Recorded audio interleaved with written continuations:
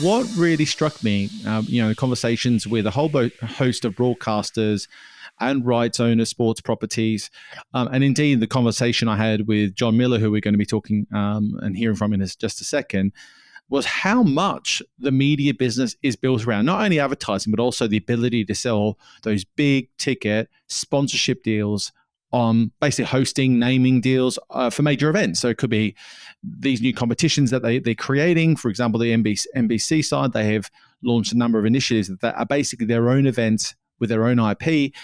And they do that with the premise that they're actually going to get a major title sponsor. One of the great examples that John shares, which I'm probably giving away too much of the scene setting here, but he gives a great example of the decision they made to invest into a major set of rights, which I will leave the listeners to hear what he was talking about there.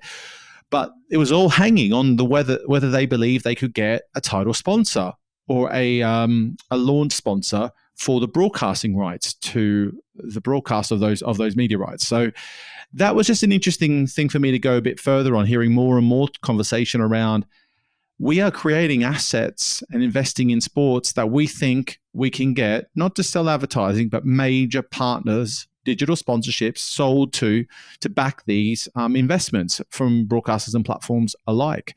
So advertising was a huge topic in general terms. For example, there was also DAZN there talking about their investment in Club World Cup and the conversations they're trying to drive with advertisers.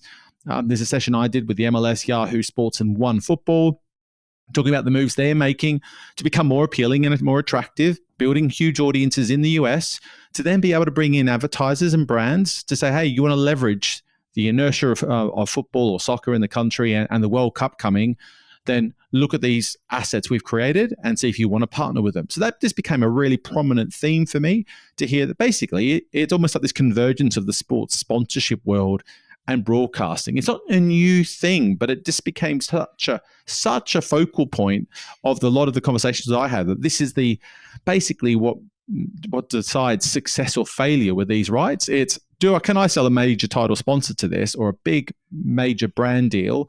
If I can't, then it might not be worth that investment. If I can, it's worth it. It's pretty frightening stuff to think about how many of these decisions are based on just that ability to sell one major asset. But that's came across quite a lot. Yeah, so I suppose it's not too surprising. It almost reminds me a little bit of our conversation with Keen a little bit, talking about motorsports and some of the approach with Formula One, where it is selling those events-based sponsorship. Like, obviously, there's ties into what the Formula One deal is going to be in the U.S. in the coming years, but also you talk quite a bit about it's a tourist play. There's all the sponsorship around it. So I guess it's just maybe validation that is something that is taking place at a larger level across the sports ecosystem. Yeah, it just, I knew it was in broadcasting, and I know I've seen a lot of it before, but to think about the way broadcasters today and in yesteryear are just leaning so much into doing sponsorship deals, but purely around these broadcast rights packaged together, is quite an interesting thing just to comprehend when you have all this activity happening at the league and team level in a lot of sports, that this is happening at the broadcaster level. So I had a few other conversations with people around that as well. It was just very interesting to get a bit more meat on the bones there.